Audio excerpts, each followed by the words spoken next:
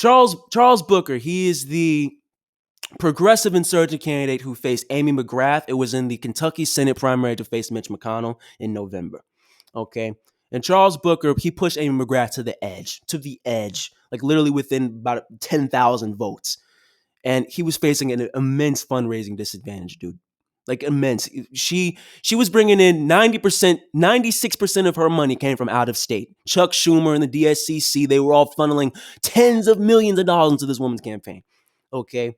And she outspent Charles Booker by $20 million. And that's ultimately what put her over the edge. She had a huge mail-in absentee ballot disadvantage because of the COVID crisis. Obviously, plenty of people took advantage of the absentee ballots. She had a huge game in that aspect because of all the money that was in her campaign, funneled in from this corrupt money from the DSCC. That's what put her over the edge. But on election day, Charles Booker cleaned her clock. Okay, this is a talented politician, very inspirational, backed by Sunrise as well. I'm going to keep bumping Sunrise, y'all. Join Sunrise. They're doing fantastic work. He was backed by them.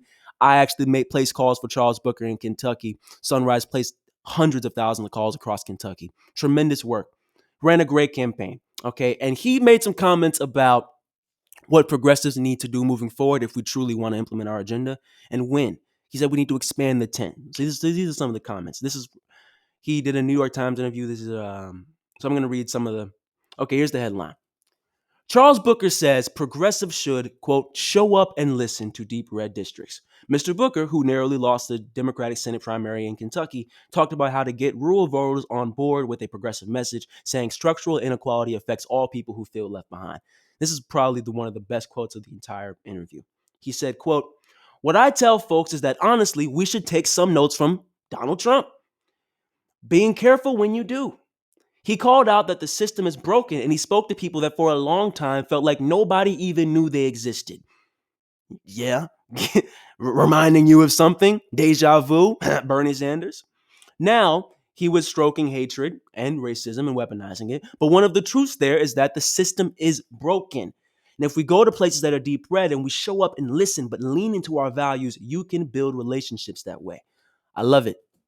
I love it. I've been saying this forever, ever since this pandemic started, ever since I got into politics, man. What I've always seen is the Democratic Party, especially, but even in some progressive circles in the Democratic Party, we're always trying to fight the culture war because it is the job of the elites to flame the culture war, flame the division, get us divided on issues such as immigration, such as race, such as cultural war issues. Okay. And that's always what we're focusing on. We're like, hey, I can't stand the racists. I can't stand the xenophobic bastards over there. They're terrible. Oh my God. Who could ever vote for Trump? You must have such hate in your heart. And what we've always failed to realize, many progressives and all on the Democratic side, is that these people are coming from a genuine and honest place, dude. Many of the people who voted for Donald Trump, they didn't vote for him because, these dirty Latinos, they're bringing drugs, they're bringing crime. Oh, law and order, I hate those blacks. It's not why they voted for the guy. They voted for him because he promised to bring back jobs. They voted for Donald Trump because he was promising that he was going to bring back jobs. He was going to shake up the system. He was running against the swamp, and he was running against the definition of the swamp and Hillary Clinton. That's why he won. That's exactly why he won. They're coming from a genuine and honest place. And what Charles Booker's saying here is gold. It's gold.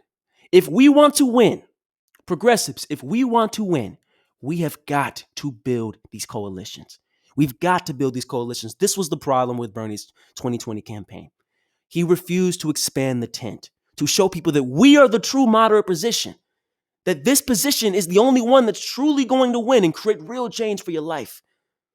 You have to run on the issues, but also run and market them in a way that reaches out to all communities by focusing purely on economic populism. That's what Charles Booker's saying here, that our solutions, our agenda, they're overwhelmingly popular. The polls are clear. Tuition-free college, legalizing weed, Medicare for all, Green New Deal, living wage, UBI actually now, overwhelmingly popular. So if you run on that agenda and you abandon the culture war and the division, and you focus on the issues that we can create a broad consensus around, reaching into deep red states that voted for Donald Trump because he was an economic populist. If you do that, dude, we're untouchable. Okay, we are untouchable. If you break down the barriers that these elites try to create, they're always trying to get us to fight, to be this partisan country. And plenty of people fall into this trap, man. They fall into this trap every election cycle. I hate Republicans. I hate Democrats. Ah, you know, especially surrounding issues of the culture war. But if you get people to focus on the issues that link us all together, the fact that none of us are surviving, that 70+% of us are living paycheck to paycheck, that 500,000 of us every year are going bankrupt because of medical bankruptcies because they didn't have access to healthcare. The fact that we can't send our kids to decent schools, that we are struggling to get ahead in this rat race, all of us, regardless of if you're black, blue, green, purple, Jewish, Christian, Muslim, gay, straight, whatever. You break down those divisions and you focus on those issues of broad consensus, progressives will win. Guarantee you. And when Bernie was focusing and hitting that populist nerve fully and wholeheartedly, dude, he was unstoppable. He was unstoppable. Charles Booker in that campaign was unstoppable. In Kentucky, dude. His slogan was from the hood to the holla. If you don't know what the holla is, that is a white ghetto. The black ghetto to the white ghetto. Bernie, this dude is T.O. Bernie. This guy was reaching to the barrio, the poor Latino districts, getting them to come out to vote for him. That's the power of a progressive agenda that reaches to all communities. That's what I'm trying to get y'all to understand today, man. That's what I'm trying to get y'all to understand. If we reach across the spectrum and go into deep red states, but also go into deep blue states, reach into swing states, reach everywhere and spread this message and talk specifically on the territory that all of us can agree upon, we're unstoppable. And that's how we create true progressive change. That's how we get universal health care. That's how we save the planet. That's how we enact a living wage. That's how we create true progressive change for tens of millions of people here in the United States and eventually across the globe. That's how we do it. He's laying out the blueprint, dog. From the hood to the holla. He ran a great campaign in Kentucky. He won on election day, but the DSCC money wasn't enough, and progressive grassroots organizations didn't pour in enough support to his campaign. This was highly winnable. So what I'll say again, man, just to conclude here, he's laying out the blueprint. Charles Booker is laying out the blueprint. This is how we win. Issues of broad consensus, expanding the tent, marketing ourselves as the true moderates, marketing ourselves as the true middle ground position. You see what I'm saying? And if we do that, this agenda, it's unbeatable.